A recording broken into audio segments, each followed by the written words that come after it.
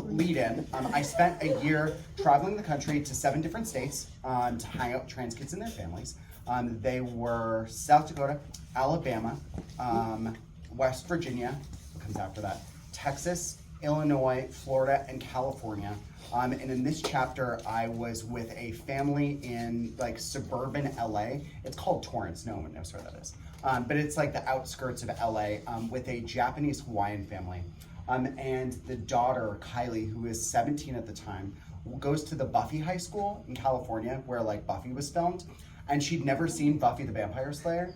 And as like a journalist, you're not really supposed to like influence things at all. Like there's this idea that if you see a baby elephant like trapped in the mud, you're not supposed to like help the baby elephant, you just like film it or whatever. I don't subscribe to that. So if this girl had not seen Buffy the Vampire Slayer, I was going to force her to watch Buffy the Vampire Slayer. So that's what we did almost every day. I was like, I'm getting you caught up. And that's where this chapter picks up. On most evenings, Kylie and I take over her living room to watch Buffy the Vampire Slayer, the supernatural teen soap opera starring Sarah Michelle Gellar as a 15-year-old cheerleader who is likewise struggling with her destiny. This is Kylie's first time seeing the series, which was filmed at her high school, and every external shot of the sweeping Mediterranean Revival campus, with its imposing entryway columns and porcelain courtyard fountain, triggers a burst of surprised ecstasy. "I was just sitting on that bench with my friend," she shrieks. As a staunch fashion girl, Kylie loves the show's quintessentially late 90s style, in particular the layered hair, leathered jackets, and casual sundresses, favored by its cosmically put-upon protagonist, Buffy Summers. If she has an issue with Buffy's early episodes, it's that the only cute boy at the fictional counterpart to Torrance High is the first to be turned, a geek portrayed by the inappropriately handsome Eric Balfour, who could only pass as a loser in an alternate universe. Kylie wishes the nerds at her school look like him. She insists with a decisive no. She hit on him so much through the screen. As we snack on the barbecue-flavored seaweed rolls her relatives shipped from Hawaii, Kylie wonders why the show couldn't have sacrificed someone else to the underworld instead. Her personal suggestion is Xander, the toxically lovelorn sidekick played by Nicholas Brendan. To watch a show about the emotional toil of battling inexhaustible evil is surreal in a year where a staggering 500 anti-LGBTQIA+ bills have, thus far, been introduced in states across the country. And since April 2021, 20 states have passed laws limiting gender-affirming medical care for transgender youth, most recently Missouri. But despite the seeming allegorical parallels afoot, Kylie says that Buffy's journey doesn't resonate with her own, and she likes it that way. While she can certainly relate to the struggles of trying to blissfully enjoy her youth, even as dark forces encroach, the point is that she shouldn't have to make the same decision that the Slayer does, of taking up the fight simply because others want her to. She should get to be a normal girl with normal friends and normal problems, rather than spending her free nights and weekends trying to prevent the end times. "I have enough to worry about," she says. "I'm rooting for y'all who have to worry about your lives, but I gotta do me." During one of our regular park strolls, Kylie confesses that she initially didn't want to participate in this project, that she only agreed to be on this book because she knew it would make her mother happy. She is ultimately glad that she said yes, because she's been having a much better time than she expected, as she initially figured she would be treated like a lab test subject rather than a person. Instead, we spend our days whipping softballs at the batting cages, browsing her favorite stores at the mall in search of jeans, and seeing body comedies at the fancier of the two AMC locations in town. Kylie especially liked No Hard Feelings, a raunchy, sweet Jennifer Lawrence vehicle about a slacker who answers a personal ad from parents offering a Buick Regal sedan to any woman willing to date their socially awkward son. The film, with its hard edges softened by neat third-act life lessons, reminded Kylie of the kinds of entertainment she had planned on for her summer, a schedule of events that did not include bearing her soul to a quasi-stranger she only just met. This is the last summer break she'll ever have before she graduates, and she's looking forward to it starting, to spending 10 weeks free from others' expectations. But while we are still together, she's trying to decide what she wants from this experience, what she can derive from it. She would like to learn something about herself through the process, she thinks, to surprise herself with the emotions that rise from the depths. The question of what Kylie is feeling these days is one she doesn't know how to answer. It's very contemplation overwhelming her as we sit together at a table in the park. She has spent so long trying not to think about this, to hide her vulnerability and avoid looking too far within, afraid of what she will find. As a few tears tumble through our tabletop's black metal web, she buries her face in her arms, embarrassed to be seen this way. She is quiet for a long time before composing herself. She is so done with it all, she says, with needing to explain herself, with worrying what the old white men who make decisions think about her existence, with constantly feeling as if everyone is enjoying themselves at her expense. I'm just tired of everything at this point, she says, more empty than sad. I'm tired of not being invited out by my friends. I'm tired of being trans. I wish I didn't feel like I have anything to worry about. It's so minuscule, but I just feel like it adds up, and I'm just tired. Kylie asks if we can start walking back to her house, so I change the subject as she reapplies her lip pencil, asking her to expound on the difference between, quote, mid-ugly boys and boys that are ugly, a theory she had briefly elucidated earlier in the day. Initially, she puts forward the actor Michael Cera as an example of the former. His tenuous chin and bird-like features have a certain appeal from the right angle, perhaps, before moving him into the latter category. You're not hideous, she says of what makes a man passively unattractive. You're okay.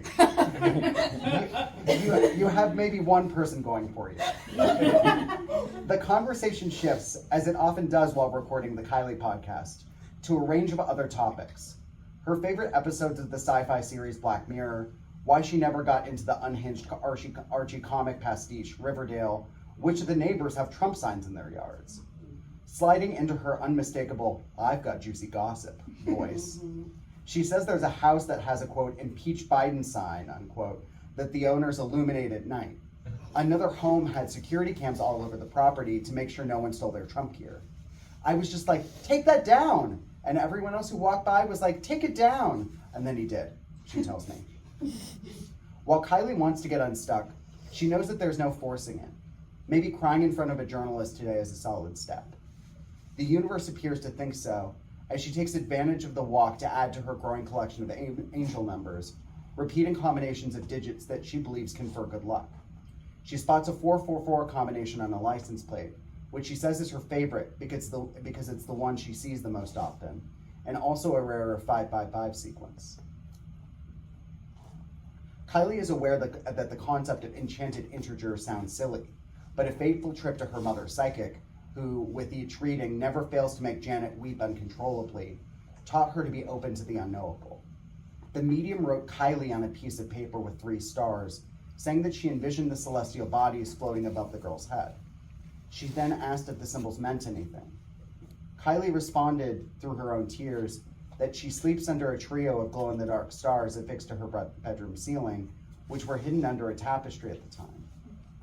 Seeing the serendipitous repetition of 111 or 777 similarly helps Kylie to remember that it's okay if she doesn't have it all figured out yet, because some benevolent force out there does. This is actually crazy, she says, satisfied with her gospel of prosperity. We're protected right now. Jensen Matar runs an organization in Mississippi called the Trans Program. Jensen, who is trans, has been organizing around trans and queer issues in the state for nearly a decade. His journey began in the early 2010s when he had to advocate for himself due to rampant anti-trans hostility while working at a department store. That experience lit a fuse, and he began volunteering with the ACLU of Mississippi in 2016, contributing to their Transgender Education and Advocacy Program, TEAP, the first ever program solely dedicated to transgender people in the state. Alongside his friend Malaysia Walker, a transgender woman who served as the first coordinator of the program, Jensen helped develop resources for trans Mississippians, build coalitions, educate trans people about their rights, and share information with the broader community, lawmakers, and law enforcement. Jensen ultimately became the full-time coordinator of TEAP. It's pronounced TEAP? TEAP, yeah. Okay. Funding for TEAP dried up in 2020 as the COVID-19 pandemic raged across the country. But Jensen and other trans leaders in the state knew that they couldn't let the services and resources they had built up dissipate. Mississippi had nothing when it came to resources for trans folks, Jensen says. We thought, who's going to educate? Who's going to speak out for us? Jensen worked with his colleagues to start a new project, the Trans Program, Transgender Resources, Advocacy, Networking, and Services. While it was initially geared toward adult trans people, as well as supporting cisgender parents as they navigated their children coming out as trans, The legislative chaos of 2022 and 2023 compelled the program to focus on blocking the dangerous anti-trans youth legislation that was being considered by lawmakers, and then supporting families impacted by the law after it was passed. In some ways, Jensen views the work of the trans program as a different form of practical support, tending to the tangible, emotional, social needs of trans people and their loved ones. All we do at the trans program is communicate with people reaching out to us and listen to them, Jensen says. You'd be surprised at how far it would go to listen to people, let them vent to you, befriend them. Relationships are so important, especially in times of high stress and in times of pain and mourning. Jensen worked with other organizations, including the ACLU of Mississippi, Human Rights Campaign, the Spectrum Center, and Immigrant Alliance for Justice and Equity, to host a rally in Jackson to speak out against HB 1125. Dozens of community members, some with the pink, blue, and white of the trans pride flag wrapped around their shoulders, and many holding signs that said, "Protect Trans Youth," marched around the governor's mansion. Afterward, the participants formed an arc behind a podium outside of the state capitol and held a press conference to express just how harmful the bill would be. The rally took place the day before 16-year-old Ray's 17th birthday. Sorry, I had to add something in. He's a trans youth. Katie, his mom, shared a few words at the press conference. Ray's always been a great kid, but he's been able to open up so much more after accessing this gender-affirming care, she said about her son. This bill would change our lives because it would make it impossible for us to get the care that Ray needs and that we're in the middle of right now. Press coverage poured in the night of the rally as the clock struck midnight on Ray's 17th birthday. Articles and videos featuring sympathetic stories about the importance of trans equality shone a light on how dismantling access to gender-affirming care could result in an increase of self-harm or suicidal ideation by young trans people in Mississippi.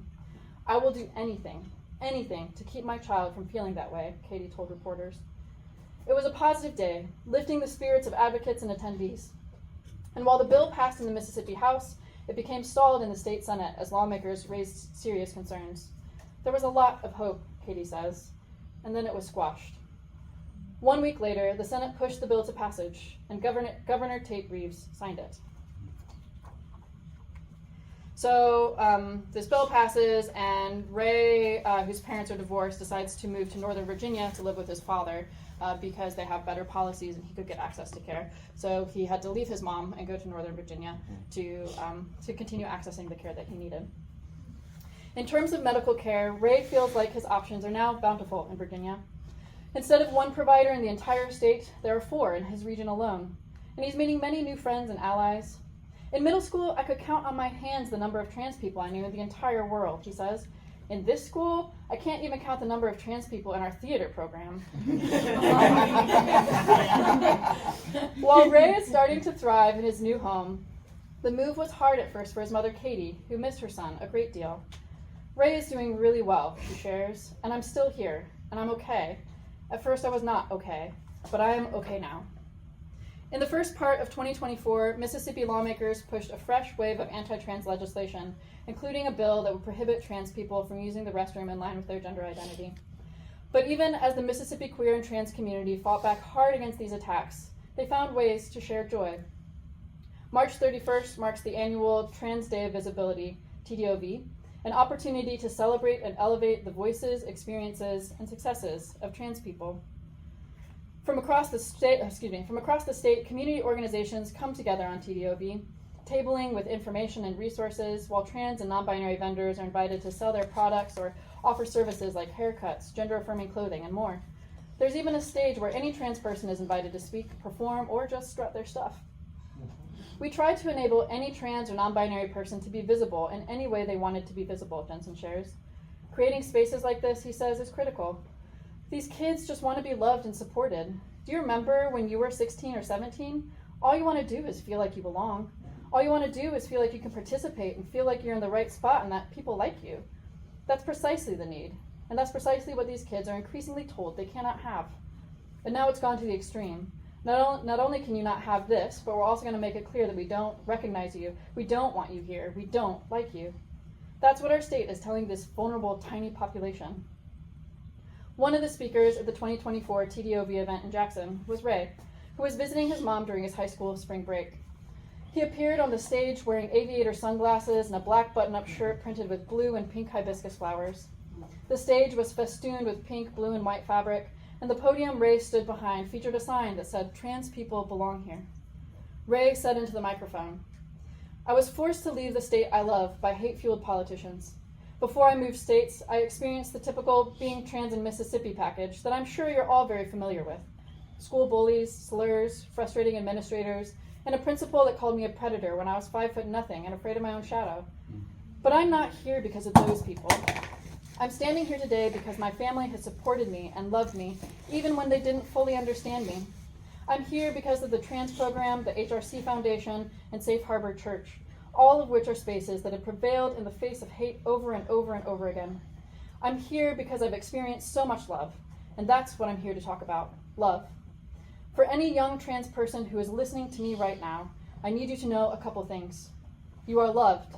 I know it feels like your resistance is an act of rebellion, and that's true, I won't argue with that, but you are also made of love. You are needed. The world won't change without you being there to make it happen, and I need you there to make it happen. Thank you. So I would love to start off by talking about the national situation and recent development. So Nico, you wrote this book. Sounds like you were writing it or doing the research for it in 2023, probably writing it throughout that time and in 2024. We wrote the book. Wrote this book and researched in early 2024, and now it is 2025. So I think we can talk about what led us to this moment and through our work, but also I would love to talk about what is new in 2025. So I can start by saying that, hold on, I gotta get the stats out. We started writing this book and were inspired to work on it because we were seeing wave after wave after wave of anti-LGBTQ plus legislation passing in states across the country, especially through the South, but certainly beyond the South, and into the Midwest and West and some in the Northeast. So we were seeing wave after wave, and we wanted to share the stories of the people that these anti-LGBTQ plus bills were impacting, especially the gender-affirming caravans that we were seeing pass in more than half of the states in our country. And so in 2023, there were 535 anti-LGBTQ plus laws proposed in 41 states.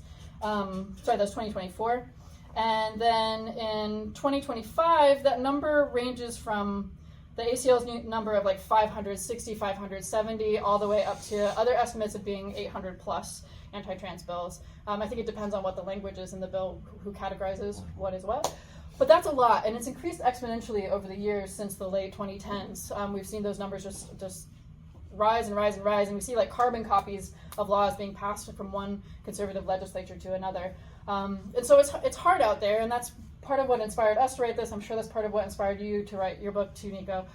But it's also getting harder under the Trump administration. As we know, there have been dozens of executive orders that have been signed that impact trans people, how we define ourselves, what we can do, whether we can be in the military or what people can talk about in schools or things like that. And so we're just seeing this full court press against our community that we knew we needed to speak out about. Nico, Jensen, I was wondering if there's anything that you would add, Jensen, about the local situation here in Mississippi, and Nico about your knowledge of what's been going on around the world, especially or around the U.S., especially as a journalist. So either one of you can start. Go first. Me go first? Mm-hmm. Okay. I mean, I think you did a really good job of kind of summing things up.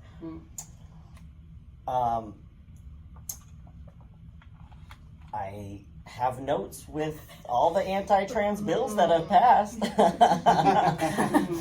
I mean, really, it's hard right now, right? It's.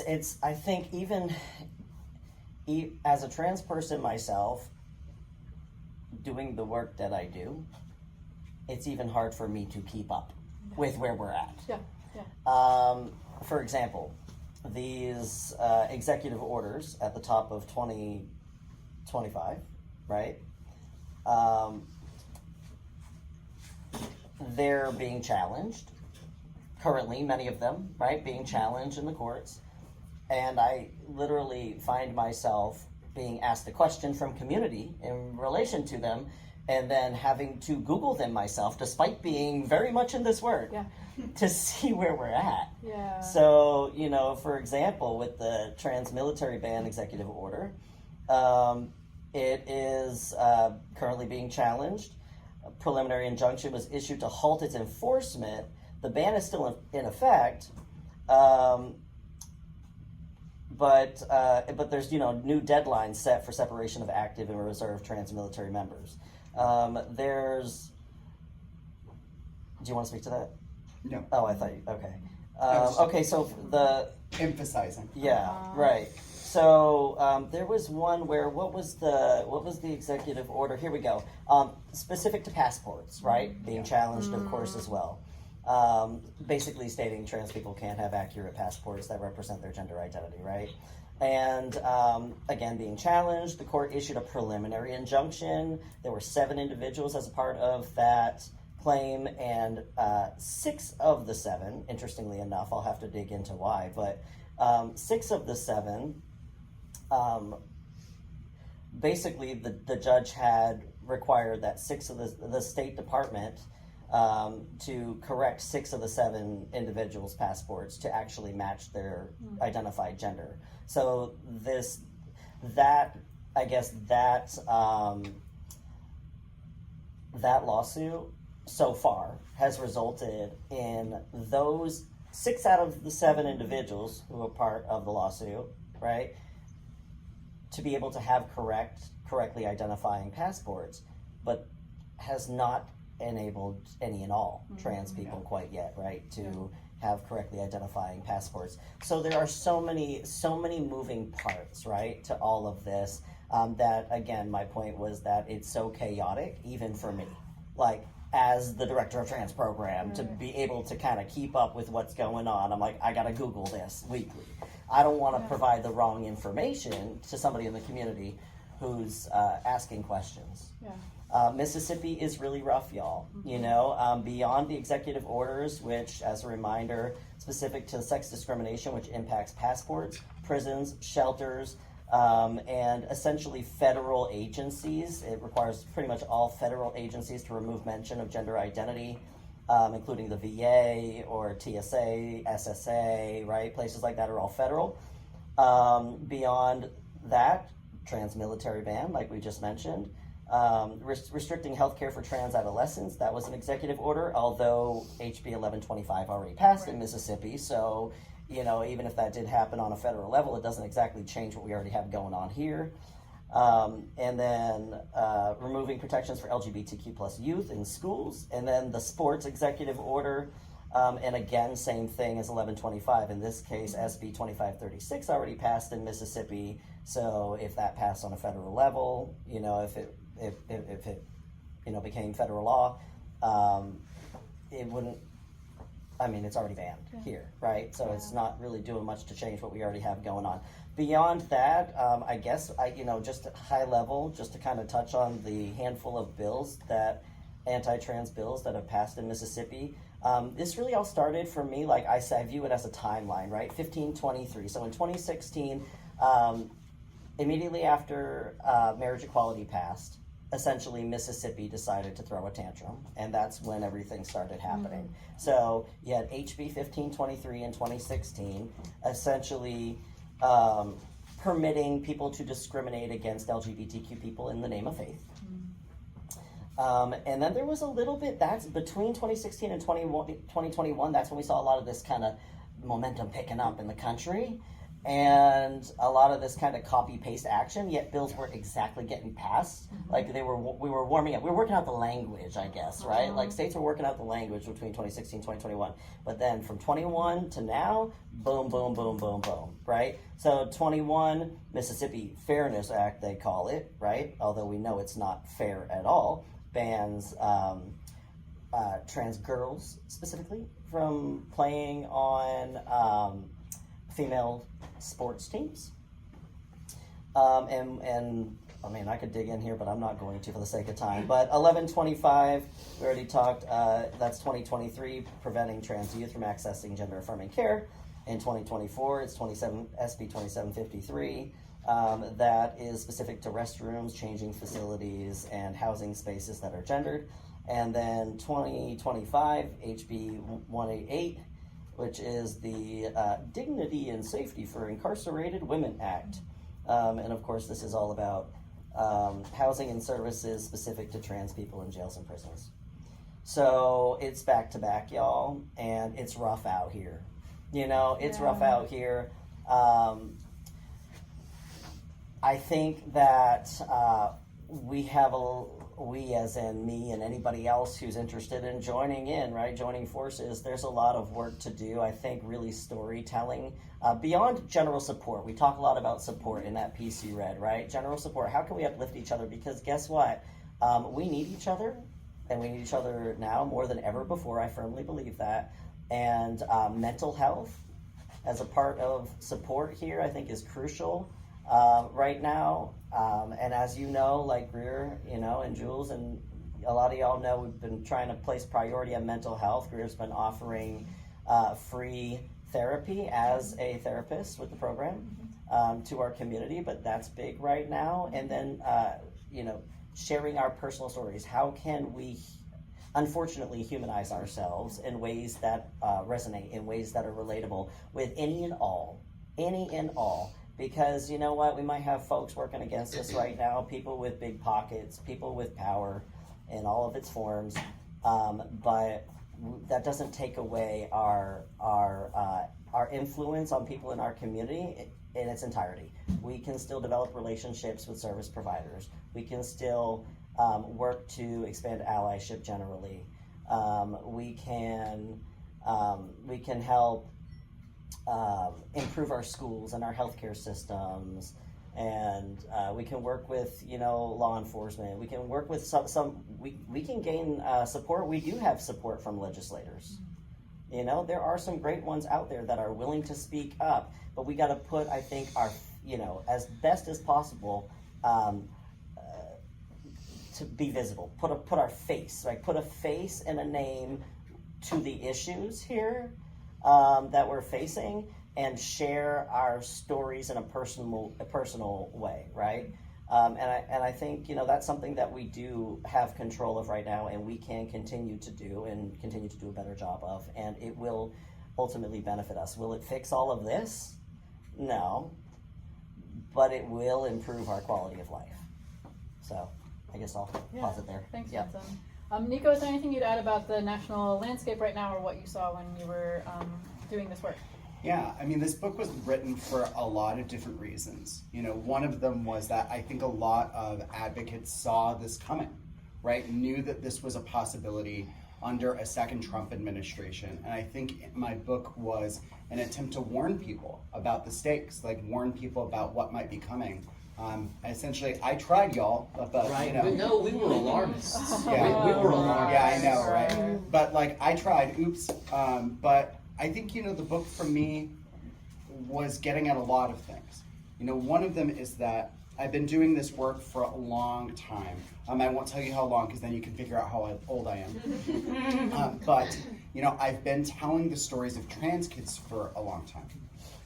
I've worked with trans youth since like at least 2016 to sort of like tell their stories and their family stories, and I love doing that. It's maybe like the most rewarding thing I've ever gotten to do as a human being, other than being married to my husband. That has to like come first, but then like right under that, it would be that. And there are fewer opportunities to do that, because as a lot of you already know, like the media is not in a very good place. I, despite being, I think, very good at what I do, haven't had a full-time job in like 4 years. Even though I very much want one, it would be great to have one.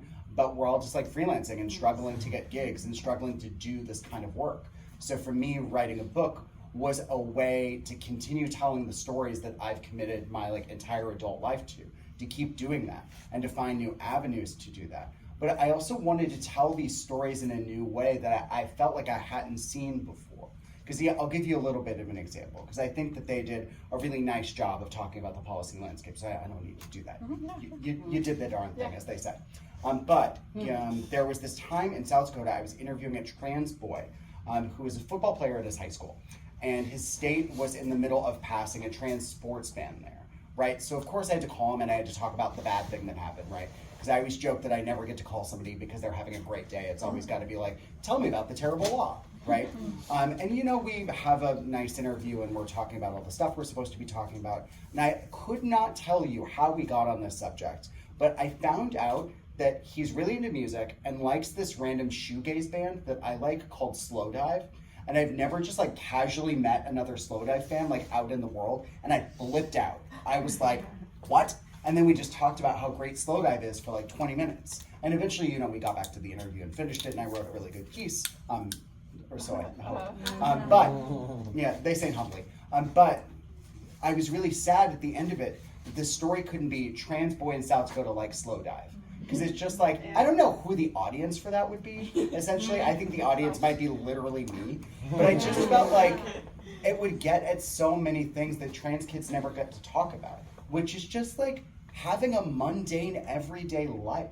Like, I'd never read anything one time of a trans kid being like, I saw a movie recently, and it was pretty good, you know? And that's what this whole book is it, I feel like, makes it makes space for like the beautiful boringness of existence. Like, I kept joking that, you know, with the book, you know, a lot of it is about trauma and it's about joy and it's about all of these things. But I kept joking that I was making space for trans boringness, right? To just show people like living their lives and just being like the rest of us. I talk in the book that we sometimes treat trans kids as if they were like this like species of sea creature that were recently discovered at the bottom of the ocean, right? That's sort of how we talk about them, as if they're like, how could we ever possibly understand them, right? When it's like trans kids have been walking this earth for like centuries, millennia, since the dawn of time, having the same experiences that the rest of us do. But I just feel like we, in our discourse, have denied them that basic humanity, that experience of getting to go about the world the way the rest of us do. They're one of my favorite parts of the entire book, and I'm surprised I didn't read it because I usually subject this on people. But when I was in Florida with Jack and Augie, who are trans siblings, I love telling that story because I loved getting to tell a trans sibling story. But there was this time that Jack and I, she was a 19-year-old trans girl, very, very smart. She's going to get her degree in English. She's going back to school in the fall because she says she wants to be to have a degree in using big, pretentious words. And I found out that she'd been reading this book called Fear and Trembling by Soren Kierkegaard, which is like a foundational text of moral philosophy. And I wanted to seem cool, so I also read Fear and Trembling by Soren Kierkegaard. But then more importantly, I read the Spark Notes to Fear and Trembling by Soren Kierkegaard, which you could say is a better book because I understood it. And we just spent literally an hour on her balcony while we talked about this book, and more than that, what it means to be a person in this world, and what we want from life and existence, and why we even think man was put on this earth. And while we were talking, I knew it technically didn't have to do with anything at all, right? It was totally beside the point on paper, but I was this is totally the point. Because I feel like it's this conversation that I, as a person, have gotten to have so often through my life, of, just staying up too late and, thinking that you're really smart and talking about the world, right? You just watch Joseph Campbell and you're you're gonna talk about it, right? That was basically all of college for me. But I never have gotten to see that represented. I've never gotten to see the fullness of queer and trans experience represented that way. It feels like we're always pigeonholed to one thing, or if you're a trans kid, people are just asking you oh, so what's going on down there? Or this bad law, right? Let's talk about it. But there's so much else too. There's a whole world out there. And I just wanted trans kids already do experience that world, right? They live in that world just like the rest of us. I just wanted to give them the space to talk about it. In this book, I never went in with this idea of, oh, I'm going to Alabama. Here's going to be my framing for the chapter. You're going to be this kid, right? Because that's the role I've assigned you in my mind. I would ask them, what do you want this story to be about? What feels important to you to say? What do you feel like you want to express in this that you've never gotten the chance to express before? So I feel like this book for me was just making space for so many stories that I feel like I've needed to hear and I've wanted to hear that I've never gotten to hear before. I love that we have affirming stories of faith, right? That 3 of the families in the book are families of faith. One of them has a bad experience because that is out there. 2 of them have good experiences. I'd never gotten to read something like that before. I love that we have 2 AAPI stories in the book because I feel like there's been some good queer representation and trans representation in that space. But I just wanted more of it. I have this friend, Jen Richards, who's this really fabulous writer and director, who always says that the solution to every problem of trans representation is just more, right? And with this book, I just wanted more of it. And I'm so grateful that our books came out almost at exactly the same time, always copying me, right? But no, I'm so grateful because I feel like we had such radically different approaches, but we got at the same thing. And it's kind of like a Venn diagram in a way. And I just think that there's something so beautiful there. And I loved your really journalistic approach. Like, I loved the fine sense of detail, and I just thought it was so good. And I just hope that 1,000 more books are written like this. If I have any wish from all this, I don't want ours to be the end all be all. I hope that the publishing industry sees this and they're like, oh, I'm gonna rip off American Teenager. I'm gonna rip off Trans Kids Are Kids. Maybe less so your book, but they can rip off mine, please. I want everybody's story to get to be told. I want everybody to get to be a mundane, boring trans teenager. That's what everybody deserves. And I just wanted to give kids the thing that I think I've been yearning for, and maybe they've been yearning for too.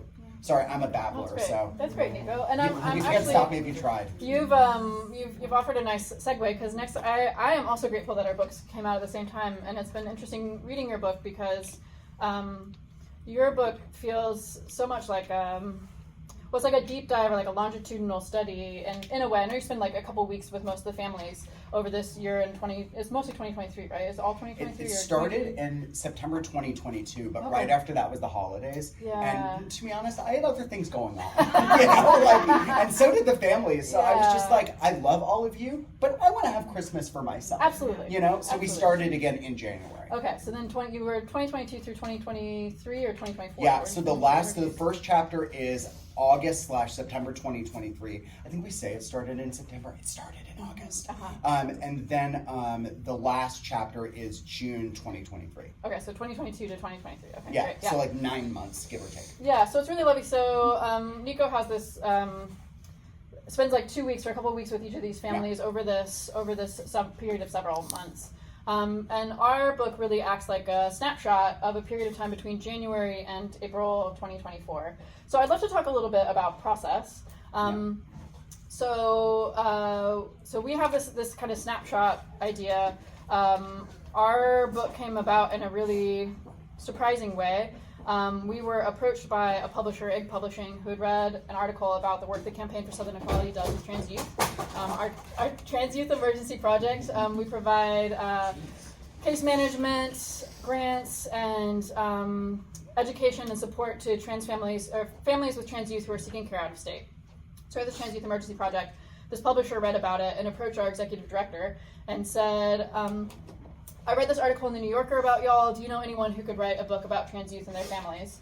And our executive director, who's one of our co-authors, Jasmine Beach-Ferrara, has an MFA in creative writing. And then she tapped me. I've been a longtime grant writer for Campaign for Southern Equality and also have an MFA in creative writing. And then tapped our Adam Polaski, who is the communications director for CSE. So we put together this team in late December of 2023. And Jasmine said, publisher wants to know, when do you think you could have a draft to him by? And I looked at my calendar and the other clients I work for and stuff like that, and I was like, probably August of 2024. And she wrote back and said, he wants a copy by April 15th. That is how it works, yeah. And so December, Alexis was like, I'm a super person. We could do this. We got 3 people working on this book, and we brought more team members in to help us. Totally. Tell them it's fine. That's great. So we started the project in earnest in late January 2024. Between late January 2024 and April 15th, 2024, we interviewed 50 people in 19 different states and wrote a 65,000 word book. That's why there's typos. And so... No, they're actually okay, don't tweet this, but there are actually typos in my book. Typos. Yeah, we tried so hard. It's impossible. We copy edited so much. We proofread 3 times. It's crazy. 5 pairs of eyes on it. Anyway. We had 40 people editing this book. And they're always still typos. So it's not our fault. We tried. So I know, I'm totally harassing you. I did not catch any typos. No. So we set it off April 15th of 2024, and then it went to print, and it was on bookshelves by September 2024.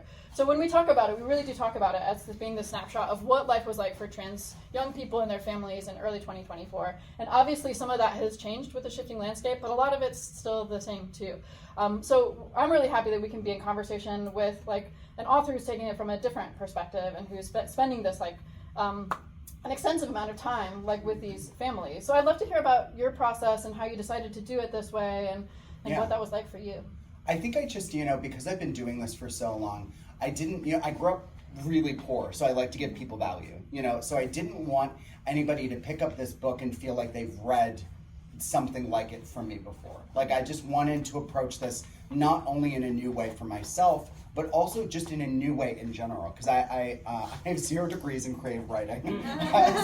Thank you for flaunting your degrees in front of me. But I went to school for documentary, right? So I favor that really like immersive style. But I also, a lot of documentaries are written or created as this sort of fly on the wall thing, where you're observing someone from a distance. And I tried that with sort of the initial drafts of these chapters, right? Where it was written in this very similar, like cold clinical way.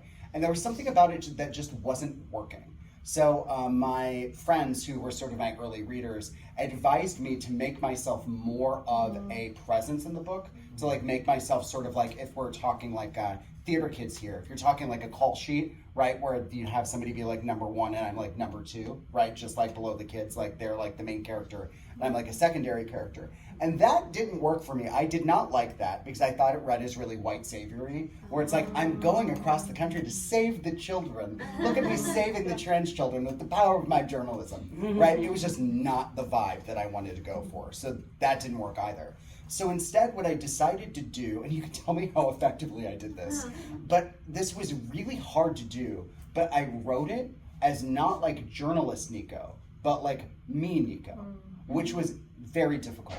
And as you can sense now, I'm a weird person who makes like funny little jokes all the time because, I don't know, I have a brain that's nothing but intrusive thoughts, right? So I had to sort of like write it as that person. And I actually really liked doing it because I thought it made the book like warmer and funnier than what you expect. Because I didn't want to write this book about trans kids and have it be something that they wouldn't pick up themselves. And I thought about, what did I like reading when I was 16 years old, 17 years old? The answer is a lot of Bret Easton Ellis, so don't do as I did. Please, for the love of God, you can do better than Bret Easton Ellis. But I was like, I would have wanted something funny. Like, I got really into David Sedaris at the time.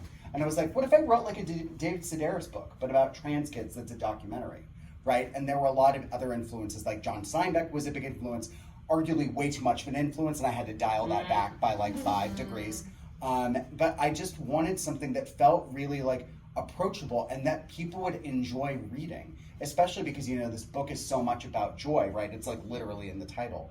And I didn't want it to feel like a dirge, like this thing that people are gonna like really struggle to get through, that people are gonna pick up and not actually want to finish. Especially because as a writer, I don't get to read for pleasure all that often, because sometimes at the end of the day, the last thing I want to do is like pick up a book, because it's like, I've been writing all day, I'm not gonna go read now, right?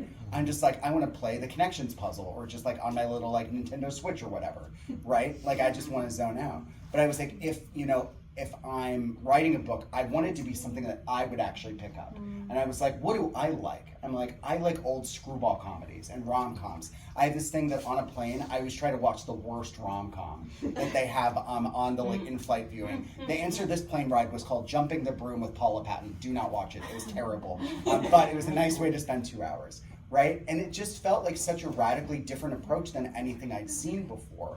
Because it also really doing that, I thought, emphasized humanity. That it didn't emphasize these kids as sort of being part of like a research study or something, right? Because I think sometimes, you guys do a really good job of not doing that. Sometimes this stuff can feel like that. When you take that really clinical approach, it's very like, I am observing you for like science and posterity. And I didn't want them to feel that. I wanted the kids to enjoy being with me, to feel like they were being celebrated, to feel like they were really being seen. People really ask me very often why I wrote the book, and specifically who I wrote it for, which I think is kind of weird because it's journalism. Journalism is like written for everyone, so why are we even talking about this? But I wrote it for parents of trans kids because I wanted them to be able to pick up this book and see the stories of other parents who have gone through this with their kids and sort of come out the other side, and everything's for the most part good. They have struggles, but they have all these like triumphs too. And I wrote it for people who don't know trans kids because you can pick up this book and maybe learn something and be less sucky. But then I really wrote it for trans kids themselves because I wanted there to be one book. I didn't know your book was being written, right. but at the time I wanted to be. We did not know. It's like those movies that come out at the same time, like Deep Impact and Armageddon, and nobody knew that they're going to be released at the same time. But like, I wanted trans kids to have one book that they could pick up and where they could go, oh, someone got it, someone understood. Because that really means so much. It means so much to be seen. Like, it means so much to feel like there are other people out there who get it. And, if I couldn't fix the world and I can't fix our screwed up democracy, I could at least do that. And that felt like a really good thing. Yeah, well, it's an excellent, so I appreciate the ways that you did insert yourself in the book or showed your presence in the book, because it's really a feminist practice to not be so third person about it, to recognize that you are impacting that space by being in that space, and so you have to acknowledge your presence in that space, and so I think that's really effective. Well, there's this great documentary that I love called Grey Gardens. Has anybody seen Grey Gardens here? Anybody? All of you are going to heaven. It's an amazing movie. It's so good, and it's fully like PG. There's nothing in it that would be like racy or obscene. It's about these like two shut-ins essentially who live in this like rotting, dilapidated house in like New England, and they're also like distant cousins of Jackie Kennedy or something. I don't know, that part I found confusing. Although Jackie Kennedy does pop in for one absolutely wild scene and then leaves the movie and is never found again. I assume by other people, but just not in the movie. And I love that film, and I love so much about it because it plops you in the life of these two very weird and eccentric but like wonderful women.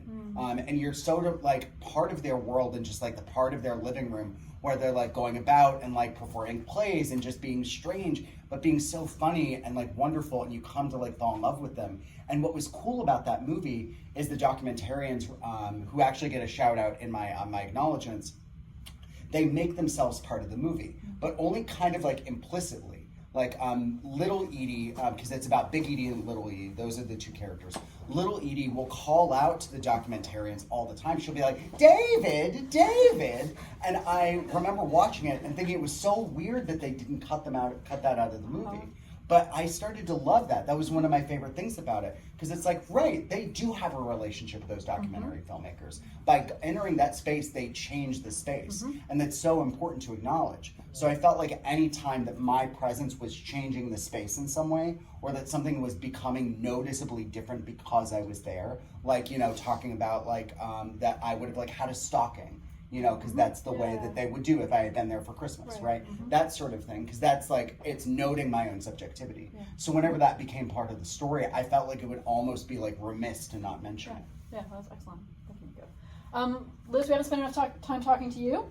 I would love, Liz, if you would share some more about your role in the project and also about the lovely design items that you've created.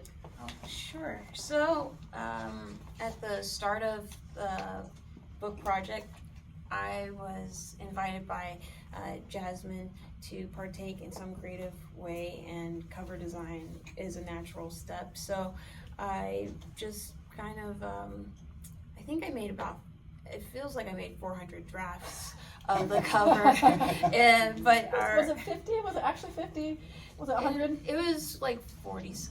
46. I mean, but who's counting, really? I mean, whatever. But yeah, so I went ahead and through different mediums of trying to visually do some storytelling, I landed on this version, and Egg Publishing, Robert, he said that will do. Oh, that'll do. And so basically what I'm trying to illustrate is how this journey that so many young people as well as adults are trying to navigate with affirming care. And so in the back we have this darkened, colored maze to illustrate the obstacles and dead ends, but also paths of feeling one step closer to liberation.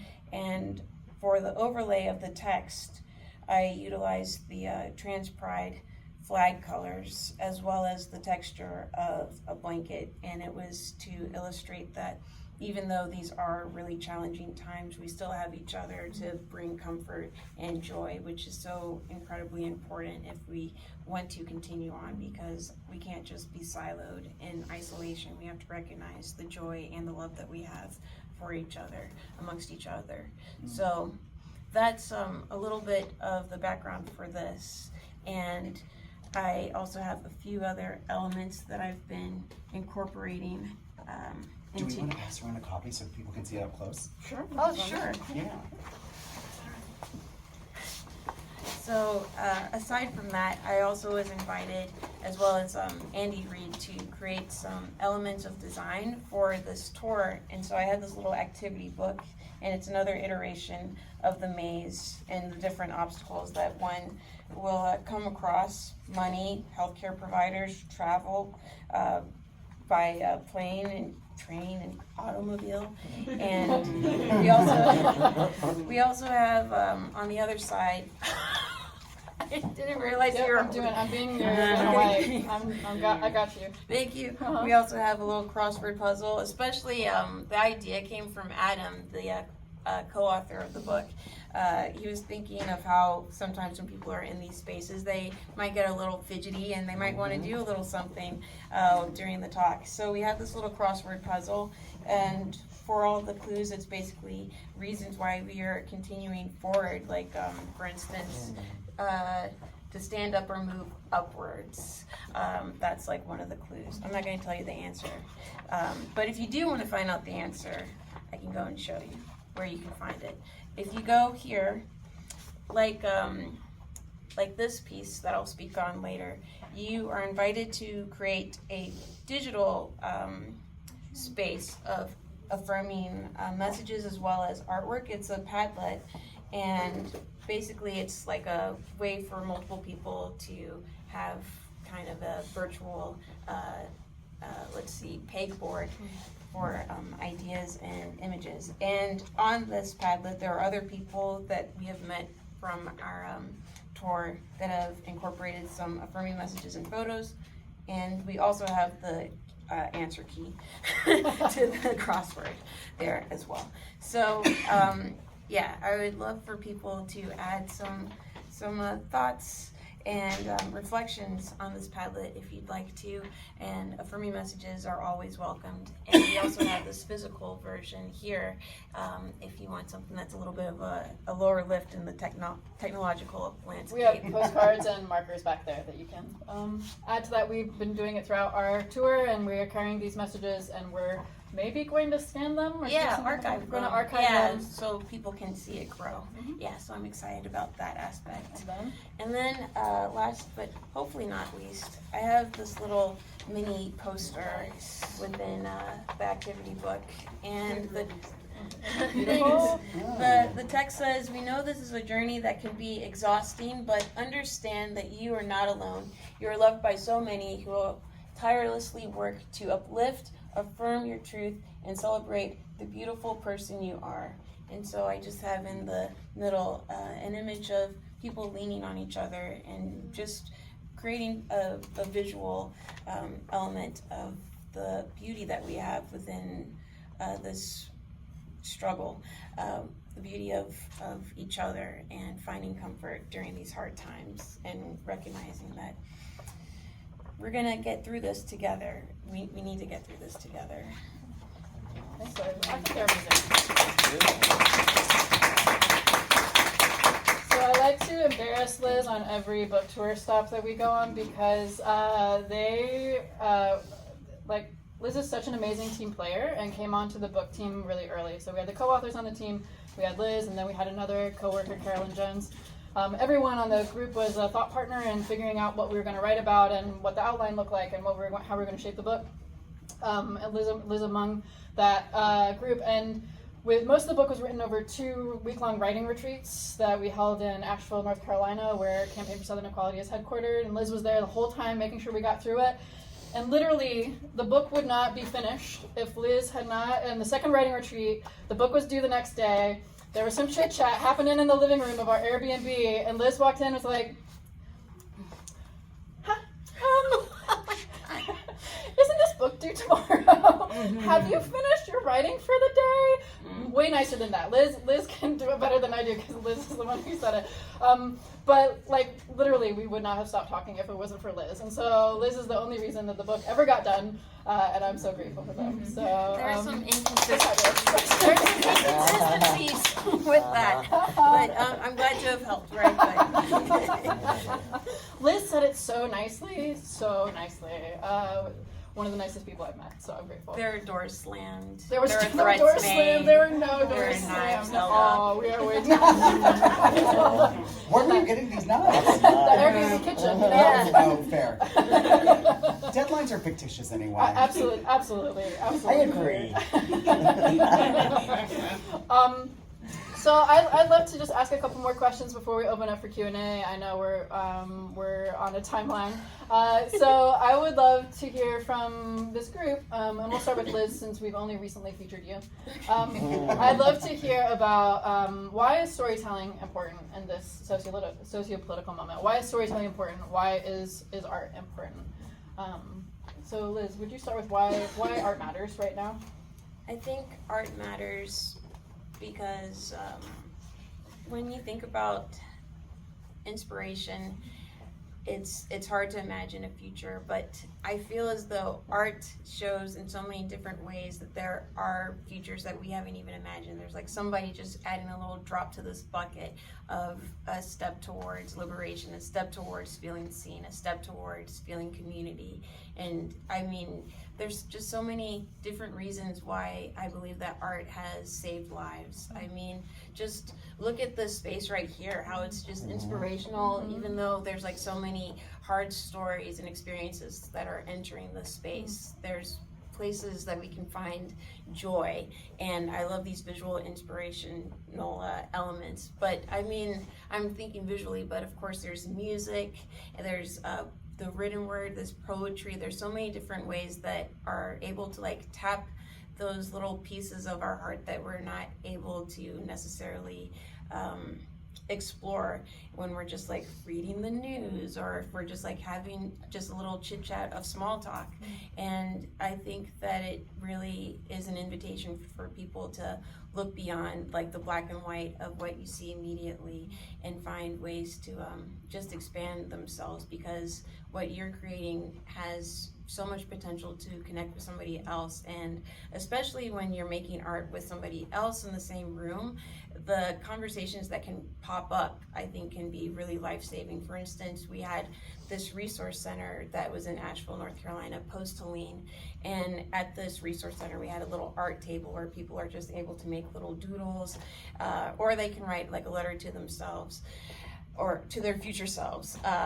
And while people are just doodling, we're chatting, and one person starts actually opening up a little bit more because they're feeling more relaxed, and we start discussing like, you know, it'd be awesome if we had, aside from this resource center, maybe like a town hall meeting where we can actually say like where we are right now in Helene, as well as what is the landscape going to be like in the future. I mean, you think about those little elements, but then you think about like the AIDS Memorial Quilt, where so many people are able to find ways to find solace, to find connection, to find a amazing place to express their rage and their grief of so many people who've been stolen due to the ineffectiveness of bigoted lawmakers and them turning, I won't say just turning the other way when there's absolutely a dire crisis occurring that's stealing our culture in so many different ways. You think of that, and then you also think about the ACT UP movement during that crisis as well, and how that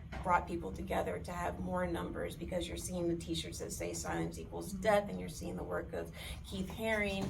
And I could really go on and on about how art is like so powerful. I think of also like Nina Simone with like Mississippi, I'll say gosh darn, just in case. There's another but yeah, and yeah, that famous song.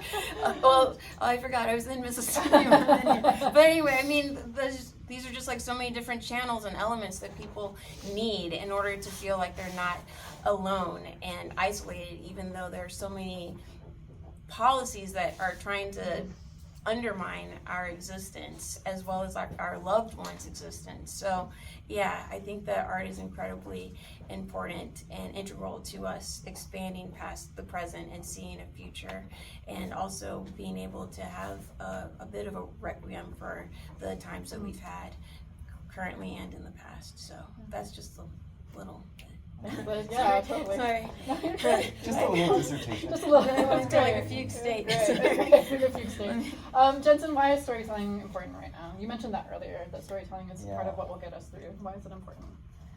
I think that, like I had mentioned earlier, it's kind of unfortunate in ways, but we need to, well, everything you just said, okay? I agree with all of that. I think it's expressive, right? It's creative, it's an outlet, it's a way to feel, right? And be authentic in the world. But beyond that, I think it's necessary. It's necessary as a way of education and advocacy. It's necessary as a way of human connection, relationship development, the whole thing about humanizing humanizing ourselves, which unfortunately we need to do, but also can be liberating. And I think that if we don't speak up, we have no control of our own narrative, you know? So somebody's gonna be talking about us, especially given the climate we're in. Let it be us, you know? And if not us, who? If not now, when, right? So, you know, the opportunity is there, especially of people working together, right? Willing to kind of open doors of opportunity to one another, right? Like y'all contacted me and asked me to participate. There was zero reason why I should have said no, you know, given that I agree with the mission and I have a voice. Yeah. I'd like to add one more thing. Yeah. Part of my dissertation. Yeah. Another thing, in case people think that art doesn't matter, if it wasn't for art, we would not have our pride flags. That is an incredibly important expression of art and solidarity. And also, I would be remiss not to mention how liberating the ball culture was and how that produced so many elements of mutual aid. So there's just so many amazing ways to utilize art for feeling liberated. And trans and queer joy, which is incredibly important. It's therapeutic. Yeah. It's good for ourselves too. Yeah. It's not just for the work we put out. Right. Also healing for us too as well. Right. Nico, why is storytelling important in a time like this? Yeah. Now that they've said all these Right, thoughtful exactly. Yeah. Good thing. What's Now- left? Yeah, right. What have we Now that missed? they've said all those They took thoughtful your things, I'm answer. just gonna ruin it. So The money. that's all I'm gonna That's buzz me money. what we're in it for. So when I started this book tour, I went down to Pride Frisco, which Frisco is kind of like, it's like a Dallas suburb, basically. They would not like to be called a Dallas suburb, but it's a suburb. And I was, it's funny, when I showed up, I was real smug about it, because I was a keynote speaker that day. So I was like, oh, I'll just show up, and there'll be this like line of people by my tent, and they'll all want my book, right? They'll be like, oh, we're so happy you're here. Can you please sign up our books? It was not like that. I was like shucking and jiving in that heat. It was like 90 degrees. It was like 100% humidity. And I have to basically beg people come to the tent, please buy a book. And I was out there for 5 hours. And every once in a while, there was one cold bathroom, and I would just run in for half a second and go, and then go back to the insane heat. Everyone who lives there is very brave, that's all I'm gonna say. There's this guy came up who with 2 trans kids, right? Just leading his kiddos over my tent, and he pulled me aside, and I was like, oh, this is weird. And he whispers sotto voce. He's like, so what do you think about 13-year-olds getting irreversible surgeries?